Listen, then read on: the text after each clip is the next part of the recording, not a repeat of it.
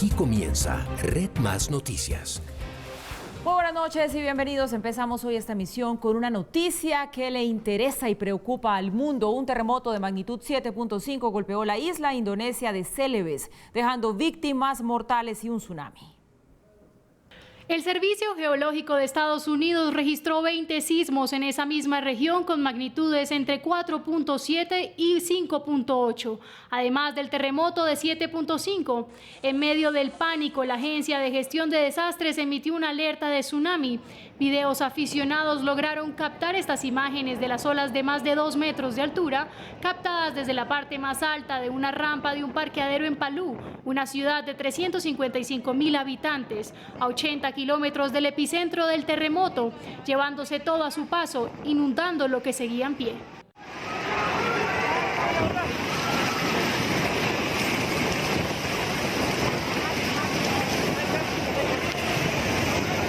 El primer temblor se produjo antes de que se iniciara la oración del viernes en el país con más musulmanes del mundo, un momento donde las mezquitas estaban especialmente llenas. El tsunami golpeó las ciudades de Palu y Donggala, a 80 kilómetros al sur del epicentro, una región donde viven más de 600.000 personas. Según información preliminar, varios edificios colapsaron y por lo menos una embarcación fue arrastrada hasta tierra firme. Hay expectativa por el futuro del juez Brett Kavanaugh en la Corte Suprema. Líderes republicanos en el Senado accedieron a que el FBI investigue las denuncias en su contra y para eso tienen una semana. Como si se tratara de una novela, una situación que tiene los elementos suficientes para que millones de estadounidenses sigan el minuto a minuto de un caso que no se resolverá en menos de una semana. Do you affirm that the testimony you're about to give before the committee? Do you swear that the testimony you're about to give before this committee? Las declaraciones de Christine Blasey Ford, las de Brett Kavanaugh y la votación han sido transmitidas en aviones, centros comerciales y cafés, alcanzando altos niveles de audiencia. Los estadounidenses quieren saber qué va a pasar con el juez nominado por el presidente Donald Trump para la Corte Suprema de Justicia. Los 9 miembros de la Corte son nombrados por el presidente, ocupan el cargo por el resto de su vida y en sus manos tienen decisiones en temas tan importantes y polémicos como el aborto, inmigración, porte de armas y derechos de homosexuales. Mr. Tillis. No. Mr. Kennedy. No. Mrs. Feinstein. Aye. Mr. Leahy. Aye. Los miembros del Comité Judicial votaron así. Los 11 republicanos respaldaron a Kavanaugh y los 10 demócratas votaron en contra. Su nominación ahora será evaluada por la plenaria del Senado, donde los republicanos tienen una estrecha mayoría de 51-49.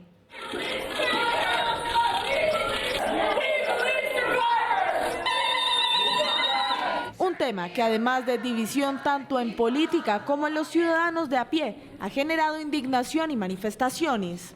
El presidente Trump ordenó al FBI que abra una investigación sobre las denuncias de agresión sexual contra su nominado a la Corte Suprema. Sin embargo, dejó claro que el tiempo de la investigación no puede prolongarse por más de una semana.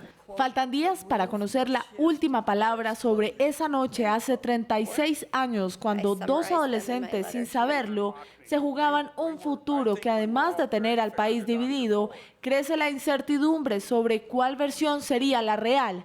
Además de Christine Blasey Ford, 4 mujeres más han denunciado el comportamiento sexual de Brett Kavanaugh. ¿En qué va a parar todo este escándalo que rodea el caso Kavanaugh, su nominación al Supremo? Lo que pasa en Estados Unidos claramente le interesa al mundo y por eso hablamos a esta hora de esta noticia que se replica en todos lados. Esto ya tiene el FBI de por medio, pero sobre todo la gente, la opinión pública ya empieza a preguntarse qué puede haber detrás. Mauricio, buenas noches. Hola, bienvenido y lo escuchamos al respecto. Bueno, Paula, pues esta noticia tiene, por supuesto, una importancia aparentemente anecdótica y una importancia política profunda, sobre todo de cara a Donald Trump. Arranquemos por lo anecdótico, ya más o menos la nota lo ha ilustrado, pero usted lo veía ahí entrar con la esposa, usted Sí. Mientras estábamos viendo la nota dijo, eso, firme con la esposa, qué cogidos bueno de la que mano. entren Sí. cogidos de la mano. Hace parte de un cuadro familiar, él ha salido con su esposa, con sus 2 hijas, a decir que él no tiene nada que ver, que todo es invento. que sin embargo él recuerda que en su juventud tenía malos tragos, que a veces se excedía con las cervezas, que hizo cosas de las que hoy en día se arrepiente, pero que eso sí, jamás acosó sexualmente a ninguna mujer y jamás hizo nada como lo que dice ella que le hizo, pero además, bueno, ella lo que dice es, él y un grupo Kavanagh y un grupo de adolescentes se acercaron cuando eran todos menores de edad, se acercaron en medio de una fiesta, cuando todos estaban hinchos y trataron de violarla. Ese intento de violación. Se suman las 3 otras mujeres que vimos en la nota diciendo, sí, efectivamente, ese señor cuando era joven tenía esos hábitos de andar acosando a las mujeres y de intentar abusar sexualmente de ellas. Ese es como el lado anecdótico porque ustedes lo ven de extrema derecha, trumpista, el que terminaría volteando la votación de la Corte Suprema a favor de la derecha en cuestiones éticas, sociales, morales, políticas, y con ese escándalo que está por ahí detrás. Pero esto tiene una importancia política monumental. ¿Por qué? Porque la Corte Suprema terminaría decidiendo, en caso de que Donald Trump decidiera que él mismo, en su calidad de jefe del Ejecutivo, terminaría desconociendo cualquier llamado que le hiciera Robert Mueller. Robert Mueller es el fiscal que está a cargo de la investigación en la que se trata de indagar si los rusos efectivamente tuvieron un factor o un papel determinante en las elecciones de Donald Trump, en la elección de Donald Trump. Robert Mueller avanza con su investigación en este noticiero y en el noticiero internacional. Hemos registrado exhaustivamente los distintos avances, los distintos testigos, la gente que va colaborando con la justicia, pero podría darse el caso en el cual, en calidad de presidente, Donald Trump dijera, yo no tengo por qué atender ni los llamados, ni los interrogatorios, ni nada de lo que me haga Robert Mueller, porque yo estoy por encima de él. Esto tiene un antecedente que fue el caso de Richard Nixon en Watergate. Richard Nixon, en el momento en que ya estaba totalmente acorralado, sacó una carta y la puso sobre la mesa. Fue decirle a la Corte Suprema, yo soy el presidente, yo no tengo por qué pararle bolas al FBI, ni a lo que averiguó el FBI, ni absolutamente nada. Yo estoy por encima de ellos. La Corte Suprema en ese momento votó en contra de Richard Nixon y terminó dándole la razón al FBI y terminó tumbando a Richard Nixon. En este caso podría pasar algo parecido y el tema interesante es que Brett Kavanaugh ya en 2 ocasiones se ha pronunciado sobre el caso de Richard Nixon y ha dicho, yo como que creo que probablemente el presidente sí puede estar encima de cualquier subalterno. Por lo tanto, no solamente en este caso se estaría jugando la derecha y la izquierda en la Corte Suprema de Justicia, sino además la posibilidad de que el caso de Donald Trump llegara allá y se votara a favor de Donald Trump. Por eso está un poquito preocupado Donald Trump y por eso estamos pendientes todos de lo que está sucediendo. Tiene de qué preocuparse, pero bueno, esto se resuelve rápido, así que vamos a tener que seguir hablando del tema durante la siguiente semana. Y Facebook, noticia también hoy, detectó un problema de seguridad que afecta 50 millones de cuentas. La empresa asegura que los afectados no necesitan cambiar su contraseña. A través de este comunicado, Facebook explica que los atacantes se aprovecharon de una vulnerabilidad en el código de la plataforma que afectó la característica de ver cómo, la cual permite a los usuarios ver una simulación de cómo se ve su biografía o perfil para otras personas. El ataque dejó al descubierto los datos de 50 millones de usuarios al descubrir el fallo de seguridad que permitía a los hackers usar cuentas ajenas como propias. Por precaución hizo que 90 millones de usuarios deban entrar de nuevo con su vieja contraseña. Las cuentas afectadas se encontrarán un anuncio al principio de su newsfeed. La semana pasada Facebook lanzó una investigación después de detectar una actividad inusual entre usuarios. 4 días después encontraron el ataque y el jueves arreglaron la vulnerabilidad. Facebook tiene más de 2.000 millones de usuarios en todo el mundo. La empresa dice no saber quién está detrás del ataque y asegura que el problema ya ha sido notificado a las autoridades judiciales. Sus acciones disminuyeron alrededor de un 3% en la bolsa tras el anuncio. Pues bastante complicado, Mauricio, lo que sucedió con Facebook, porque la cifra de afectados es absolutamente escandalosa. Estamos hablando de 50 millones de cuentas, eso no es un tema menor. Pero sobre todo creo que esto nos lleva a pensar en que esos son los nuevos retos que cada vez deben resolver mejor las empresas que como Facebook pues se dedican a conectar a la gente a través de redes de este tipo. Porque en el mundo virtual, en el que usted, yo, todos estamos ya inmersos y cada vez más fascinados, pues los datos y la información personal se vuelve absolutamente sagrada y parecería que está muy fácil de acceder para los hackers. Acuérdese, Paula, que este es el segundo gran tropezón de Facebook. De Facebook, sí, señor. Cuando sucedió el caso de Cambridge Analytica, que terminó revelando que había 87 millones de datos de personas, datos de 87 millones de personas que se habían fugado de las manos de Facebook y que estaban en manos de hackers y en manos de distintas personas que podían hacer uso de ellos. Facebook tuvo que reconocer el error, reconocer el problema. Mark Zuckerberg terminó ante el Congreso de Estados Unidos diciendo, sí, yo reconozco esto, se le bajó la acción, se le bajó el valor a la empresa, terminó saliéndose gente de Facebook en grandes cantidades y ahora viene este tema, en el cual se ven afectadas 50 millones de cuentas, ustedes ya lo vieron, 50 millones de personas alrededor del mundo, de los 2.000 millones más o menos de suscriptores que tiene Facebook, y eso significa que a 90 millones, 50 son los afectados, pero a 90 millones les terminan reseteando la cuenta. Eso quiere decir que esos 90 millones tendrán que volver a entrar con su nombre, con su clave, etcétera, etcétera. El gran problema no es, por supuesto, ese problemita de la clave o el tema de la clave, sino lo que significa para Facebook, por una parte, su segundo gran golpe, la acción terminó cayendo en el último trimestre para el cual dio resultados, la acción terminó cayendo 21%. Facebook va cayendo en términos económicos, pero lo que significa, como dice Paula, para la seguridad de nuestros datos. Facebook, que es una de esas grandes empresas, instituciones, emblemas de la nueva economía y de la tecnología digital, termina cayendo por segunda vez, lo que le hace a uno pensar, bueno, ¿y yo qué hago ahora con mis datos? ¿Yo qué hago con mi seguridad? Un chismecito, la semana pasada yo estuve en un evento de Asobancaria en el que vino la jefe de seguridad de Microsoft. Y hay dos datos interesantes. Ustedes pueden tener presente el siguiente. De cada 5 personas, 3 olvidan al menos una vez por semana su clave. De cada 5 personas, 3 siguen o seguimos olvidando nuestra clave, lo que significa 10 minutos reseteando, la clave va, la clave viene y demás y no sé cuántas cosas, para que veamos todos que la clave es un problema todavía. Y al preguntarle, le pregunté a la directora de seguridad de Microsoft, cuando ya finalmente no tengamos claves y todos tengamos solamente que poner el iris del ojo o la punta del dedo, ¿estamos totalmente seguros? Y me dice, nada es totalmente seguro, para que ustedes vean.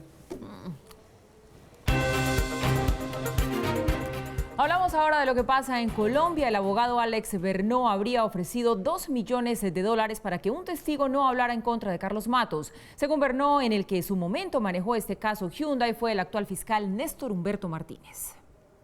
En poder de las autoridades está el testimonio de Luis David Durán Acuña, quien señala que Bernot fue el que le hizo ofrecimientos corruptos. Visitó al abogado Luis David Durán Acuña en la cárcel nacional Modelo y le ofreció la suma de $2 millones, de los cuales podría anticipar 300 millones de pesos a cambio de 2 cosas.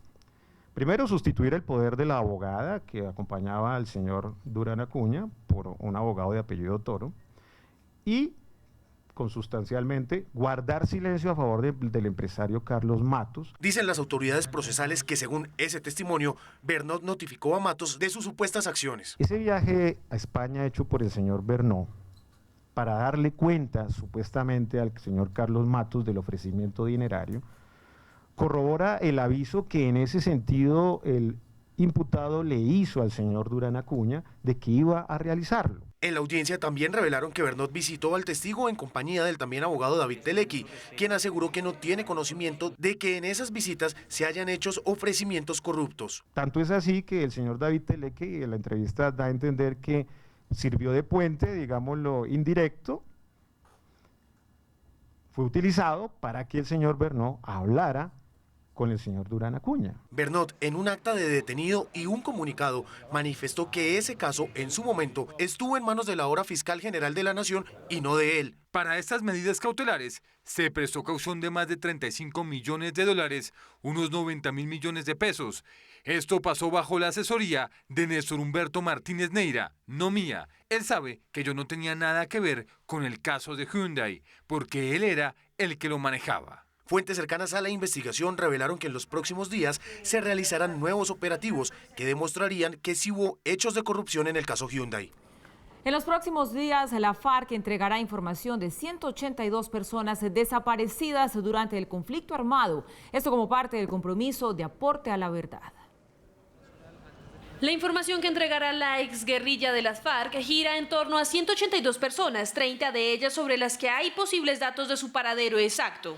Una descripción, digamos, muy detallada de los hechos sobre los que se genera el contexto de la desaparición, en algunos casos de manera más precisa el sitio de inhumación donde se encuentran quizás los restos, o sencillamente también, como se ha documentado, a través de organizaciones y familiares, digamos, de víctimas de crímenes de Estado. Este informe contendría información desde varias aristas del conflicto. Desde luego incluye también hechos relacionados con la retención ilegal de personas, pero adicionalmente también de excombatientes de las FARC que caen en combate, también estamos hablando de personas, digamos, desaparecidas en el marco de la confrontación, militares, estamos hablando de civiles. No obstante, la FARC es consciente de algunas dificultades en la ubicación de desaparecidos, como el cambio incluso geográfico del terreno y otros aspectos. Podemos nosotros documentar casos recientes de hace 5 o 6 años, como pueden haber casos que nos reportan a nosotros de 1990. Se esperan protocolos de búsqueda por parte de las autoridades una vez entreguen esta información.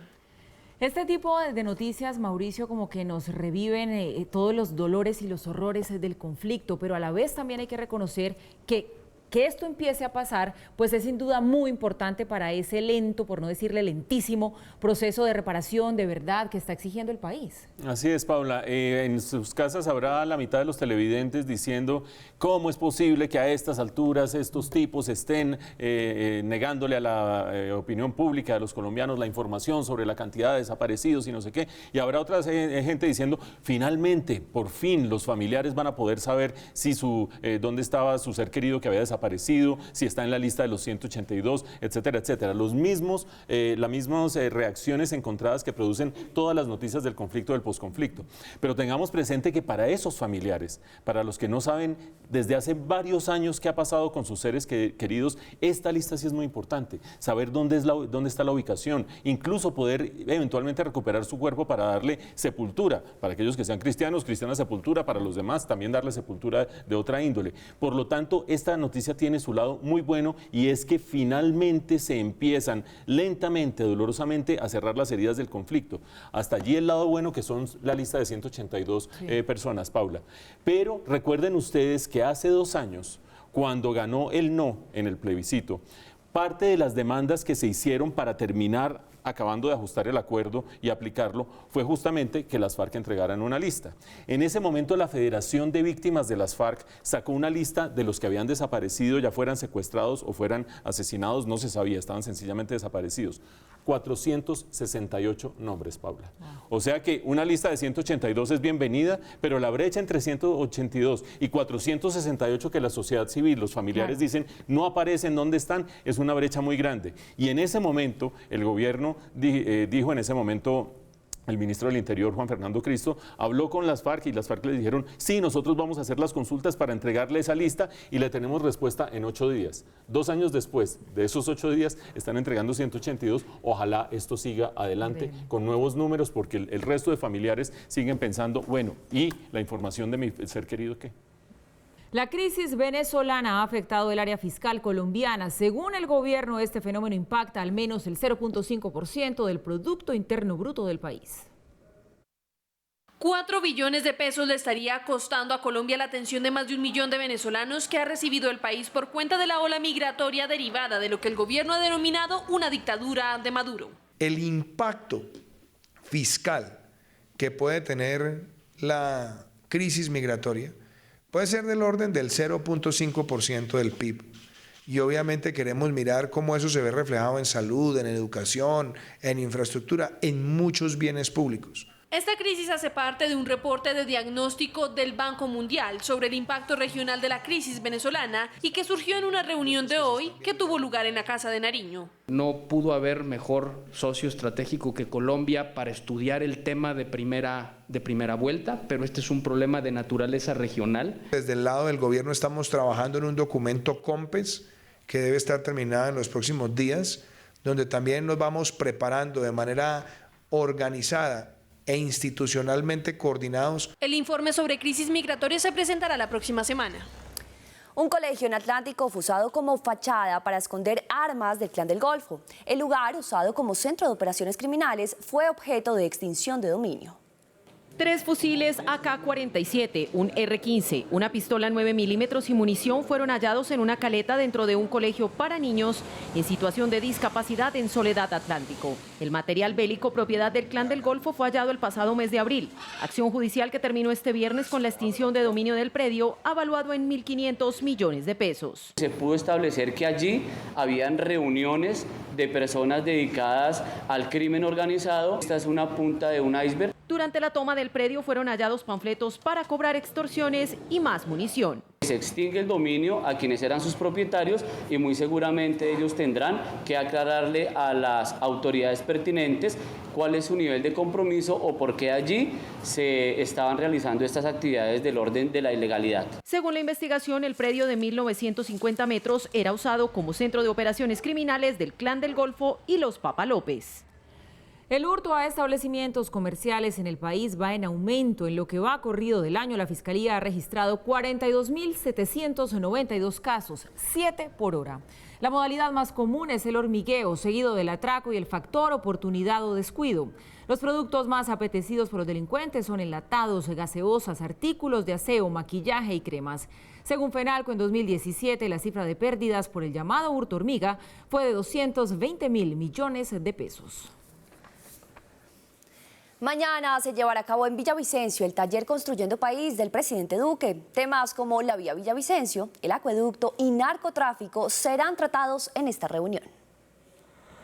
Según el alcalde de Villavicencio, el tema más urgente que se deberá abordar mañana es la crítica situación de la vía que comunica Bogotá con los llanos orientales. Grandes inversiones son necesarias, más de 200.000 millones en los 21 puntos críticos. El agua para los habitantes de la capital del Meta por cuenta de la emergencia invernal que dejó la ciudad sin la bocatoma principal del acueducto será otro tema en la agenda. Muy importante hablar del tema del nuevo proyecto de acueducto para la ciudad. Esperamos unas grandes respuestas de solución a esta gran problemática. También se solicitará que el control de las regalías quede nuevamente en manos de las regiones. El poder tener nuevos fortalecimientos a los recursos administrativos y financieros en las entidades territoriales. Desde el gobierno departamental tiene una lista de 25 temas sensibles y urgentes que deberán ser abordados. Obviamente el grueso del discurso de la señora gobernadora va a ser sobre la vía Bogotá-Villavicencio, sobre tecnología, sobre infraestructura. Desde ya adelantan que el discurso de la gobernadora Marcela Amaya se centrará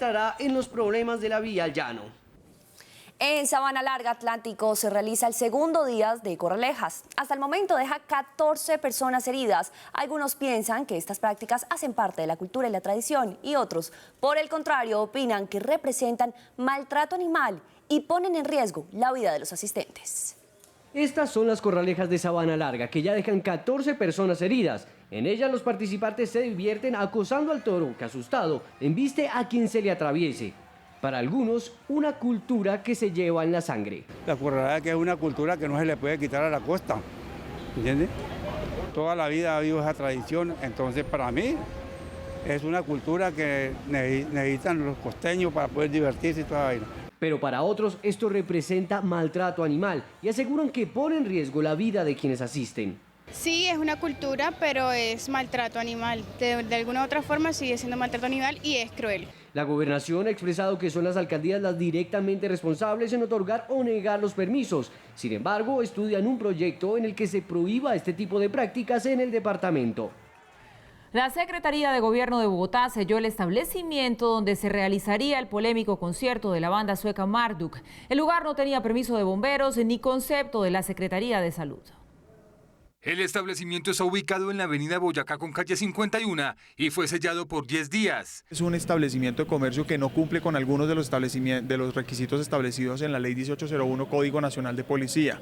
Entre esos, las condiciones necesarias para garantizar la seguridad de los asistentes y especialmente para evitar cualquier incidente en materia de un incendio. De acuerdo con la alcaldía, el promotor del evento no avisó y tampoco sacó los permisos respectivos. Este establecimiento no solo no puede albergar o realizar este evento, sino que adicionalmente no puede funcionar mientras no mientras no esté al día con los requisitos legales. El cierre se dio una semana después de que el concejal Marco Fidel Ramírez se opusiera a la presentación, argumentando que se trata de una agrupación blasfema. La decisión de la alcaldía de la administración no responde a ideología o a ningún tipo de interés particular. Se desconoce si el organizador buscará otro escenario. Lo cierto es que por ahora Marduk no se presentará en Bogotá el 5 de octubre. La Junta Directiva del Banco de la República mantuvo la tasa de interés en 4.25%, pero debió iniciar un programa de acumulación de reservas y buscará dólares para preparar el país en caso de que la línea de crédito flexible del Fondo Monetario se reduzca. Tras la reunión de la Junta del Banco de la República, su gerente dijo que Colombia prefiere prepararse ante cualquier situación futura con un programa de compra de divisas. La Junta decidió en su sesión del día de hoy iniciar un programa para acumular gradualmente reservas internacionales. Se hará a través de subastas de las denominadas opciones put, que solo se podrán ejercer cuando la tasa representativa del mercado esté por debajo del promedio. Se previene que se realicen compras en periodos de presión al alza de la tasa de cambio. Las subastas se realizarán mensualmente. La primera convocatoria será el 1 de octubre. Se podrá ejercer entre el 2 y el 31 del mismo mes y tendrá un cupo de $400 millones. Pero con ese mecanismo garantizamos que las compras no son excesivamente costosas. Tanto el banco como el gobierno aseguran que Colombia está bien y que no ha sentido el efecto de otros países emergentes en la coyuntura. Va a ser un poco más difícil el financiamiento, va a ser un poco más difícil el acceso de los diferentes gobiernos y los diferentes actores privados a los mercados de capital. Veo mucho entusiasmo, mucho optimismo en el sector privado colombiano. Veo un sistema financiero sólido, bien provisionado. Se busca mantener no solo una buena cantidad de dólares, sino evitar la adquisición más costosa en medio de movimientos bruscos del mercado. Las reservas internacionales al 31 de agosto sumaron 47.537 billones de dólares. La tasa de desempleo aumentó levemente al registrar 9.2% en agosto, según el DANE. La entidad encontró que el número de personas que se ofrecen a trabajar se redujo y que un gran porcentaje son mujeres. De acuerdo con el DANE, el aumento del desempleo entre agosto de 2017 y el mismo mes de este año fue de un punto básico. Al pasar del 9.1% en agosto de 2017 al 9.2% en agosto de 2018. La entidad encontró que este año se ha reducido de manera constante la tasa global de participación, es decir, el número de personas que se ofrecen a trabajar. Una mayor entrada de personas a las condiciones de inactividad. Los datos revelan que ha crecido el número de mujeres que se aparta del mercado laboral. Entre 25 y 54 años y que están tomando la decisión de dedicarse a oficios del hogar. La entidad realiza un análisis sobre una muestra entre personas que hace 12 meses estaban en Venezuela para tratar de conocer el nivel de desempleo o en qué se desempeñan. No estamos hablando solamente de la tasa de desempleo de los venezolanos, sino también de algunos colombianos que estuvieron en Venezuela y que tomaron la decisión de repatriarse durante el último año. Quibdó es la ciudad con mayor desempleo, mientras Cartagena es la que más trabajo genera. Medicina Legal reveló que hay un aumento en los suicidios en Colombia este año y en ciudades como Cali se siguen identificando detonantes que están afectando especialmente a la población juvenil.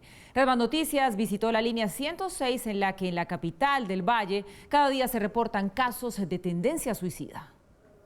Hace 15 años se creó la Corporación para la Atención Integral de la Niñez, Corpolatin, en Cali, a través de la línea 106. En ella, miles de conversaciones al año son sobre por qué una persona quiere quitarse la vida. Primero, con las dificultades para manejar situaciones que alteran las emociones. Aquí se reciben en promedio entre 80 y 100 llamadas para hablar de diferentes problemas, pero más de 15 revelan tendencias suicidas. Nuestros chicos están creciendo débiles emocionalmente porque no hay vínculos de relación al interior de la familia. La población que más atendemos en ideación suicida son adultos jóvenes y también adolescentes. En esta línea, y que apoya la Secretaría de Salud de Cali, se da un primer paso de atención. El sistema todavía no está preparado para responder a esas necesidades psiquiátricas urgentes. En el Valle del Cauca, en los primeros 7 meses del 2018, se registraron 14 suicidios, según Medicina Legal.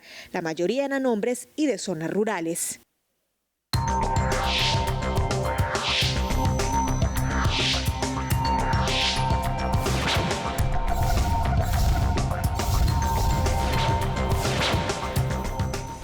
En las noticias internacionales, el Papa Francisco expulsó del sacerdocio al religioso Fernando Karadima, condenado por abusos sexuales en Chile.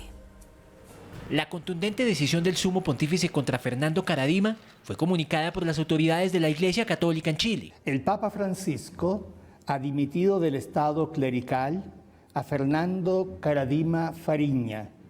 Karadima fue declarado culpable de abusos a menores de edad en una investigación del Vaticano en 2011 y le ordenaron tener una vida de oración y penitencia, pero no fue expulsado en ese momento. Uno de los obispos señalados de encubrir a Karadima fue Juan Barros, a quien el propio Papa Francisco había defendido de esta manera durante su visita a Chile a principios de 2018. El día que me traigan una prueba contra el obispo Barros, ahí voy a hablar. No hay una sola prueba en contra. Todo es calumnia. Desde junio de 2018, 7 obispos chilenos involucrados en este caso han renunciado. 3 senadores republicanos pidieron incluir a Venezuela en la lista de países patrocinadores del terrorismo. A través de una carta dirigida al secretario de Estado norteamericano Mike Pompeo, los senadores Marco Rubio, John Cornyn y Cory Gardner señalaron al régimen de Nicolás Maduro de tener nexos con grupos como las FARC y el ELN. También mencionaron el agravamiento de la situación en el país suramericano y aseguraron que Estados Unidos debería hacer todo lo que esté a su alcance para detener a la dictadura. Y entre tanto, el presidente Nicolás Maduro calificó como una victoria total su reciente gira por los Estados Unidos. Antes de regresar a Caracas, Maduro tuvo un encuentro con el secretario general de Naciones Unidas, Antonio Guterres, y dijo que está dispuesto a recibir en Venezuela a la alta comisionada para Derechos Humanos, Michelle Bachelet. El mandatario fue recibido en territorio venezolano por varios de sus ministros y reiteró su deseo de reunirse con Donald Trump.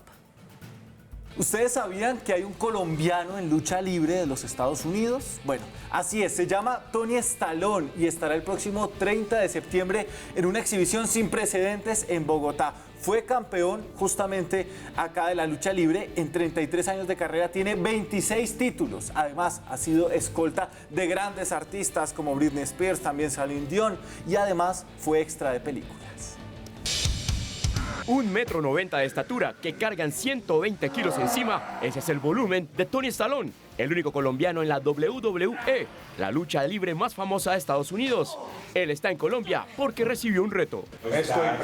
Estoy preparado para intentarlo. Estoy intentando. Vamos a ver cómo nos va. Y sin miedo, aceptó luchar contra 5 rivales. Voy a desfigurar, voy a mandar gente al hospital y eso va a estar, no es problema mío. Su trayectoria le da la seguridad de un gladiador que vive por la lucha. Esto es mi pasión, esto es lo que quiero hacer, esto es lo que me gusta.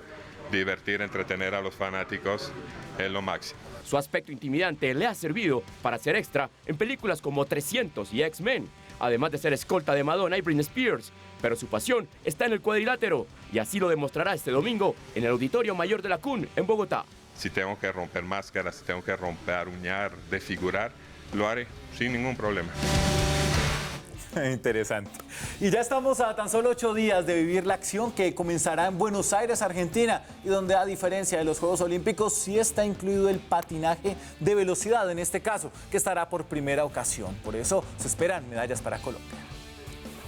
Una de ellas es Gabriela Rueda, que con tan solo 18 años de edad es campeona mundial y ahora sueña con el oro olímpico. Bueno, la verdad quiero llegar a lo más alto del podio, dar lo mejor de mí, demostrar todo lo que he hecho durante todo el año y los años anteriores, lograr la medalla de oro. Rueda cuenta con el apoyo del técnico Elías del Valle, con el cual trabaja hombro a hombro. Muy fuerte, muy segura, muy tranquila. Estoy seguro que ella nos puede dar la primera medalla de oro de estos Juegos Olímpicos. Su primera actuación será el 7 de octubre con los 1000 y 5000 metros. Los rivales son Francia, Italia, Corea, China, Taipei, son unos deportistas muy buenos. Los Juegos Olímpicos de la Juventud usted los podrá ver por Claro Sport y Marca Claro del 6 al 18 de octubre. Hoy es viernes y en Plaza Claro lo saben, por eso nos trasladamos directamente hasta las instalaciones del centro comercial, donde se encuentra nuestro compañero de Claro Música, Dados, con unos invitados muy especiales. Dados, adelante. Hola Pau y toda la gente de Red Más que están ahí conectados. Pues bueno, Plaza Claro todos los viernes está haciendo unos eventos y está trayendo unos artistas de talla grandísima. Y estamos con los pasabordos, chicos, ¿qué onda? Hey, ¿qué más? Toda la gente de Claro, por aquí Jonathan, un abrazo. ¿Qué está pasando por estos días con ustedes, muchachos? Hey, Dado, parcero, un abrazo, toda la gente de Claro. Bueno, parce, estamos promocionando Dile a tu marido con Noriel. Sí. La nueva temporada de Pasabordo está increíble, estamos haciendo pop urbano con este personaje de trap, Nos lo trajimos para hacer algo increíble y promocionando, hermano, y haciendo giras y haciendo cosas increíbles. Bueno, ¿y de qué habla esa canción? canción, por ahí los he estado escuchando por todos los medios, echar lora con el tema. ¿De qué habla esto? Bueno, Dile a tu marido es una canción que tiene una fuerza muy grande desde los primeros 2 segundos que arranca la canción. Una canción donde le decimos a una chica o a muchas mujeres que están pasando una situación difícil con su novio, su pareja, su marido, esposo, lo que sea, que no tiene por qué estar infeliz, que aquí está el hombre que ella necesita, que sí la va a respetar, que sí la va a valorar, no como el tipo que ella tiene al lado ahí. Entonces, ¿cómo dice eso? Mira que estoy loco por robarte un poco de tu corazón, por acelerarte la respiración. Yo sé que me tienes gana, yo también te llevo gana. Bueno, Pau, pues nosotros nos quedamos aquí con los pasabordos en Plaza Claro y ustedes ahí conectados porque esto continúa. Y las especies exóticas del reino animal están en constante peligro de extinción por el interés que generan en los coleccionistas que trafican con ellas. A continuación, la crónica de Pirri. No estarnos confundiendo, pero aquí las imágenes. Y una más. Por lo general en las falsas corales los anillos no son completos, o sea, se interrumpen en el vientre, la barriguita de la serpiente es más bien como blanquita. En cambio, las corales verdaderas, el anillo sí le da la vuelta a todo el cuerpo. Esta hermosa animal está aquí en exhibición en el bioparque porque fue rescatada del tráfico de especies. Aprendieron, ¿no, compañeros? Si y el ustedes rojo toca amarillo, adiós al amigo. Y que tienen que ser impares, entonces, en las banditas negras. Mirarlas bien y Tiempo para eso va a haber cuando uno se encuentre un animal de estos. ¡Qué susto! Llegamos al final. Recuerden que durante este fin de semana los seguimos informando en nuestras emisiones de sábado y domingo de las 8 de la noche. Nos volvemos a encontrar con ustedes el lunes. Que descansen.